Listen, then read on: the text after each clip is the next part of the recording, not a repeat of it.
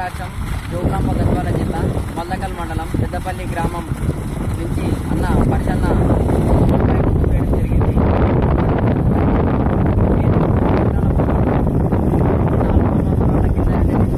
8 పాయింట్లు వేయడం జరిగింది.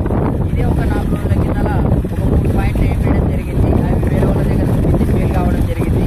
పెద్దపల్లి గ్రామం నుంచి పరిచన్న పరిచయం అయినాడు. ఆయనను దొరికొచ్చి ఇక్కడ పాయింట్ చూపించి ఒకటే పాయింట్కి నీళ్లు వేయడం జరిగింది. 2.5 గుర్తు పడినాయి. కాబట్టి నేను 3-4 సంవత్సరాల కాటించి ఇబ్బంది పడుతూనే ఉన్నా.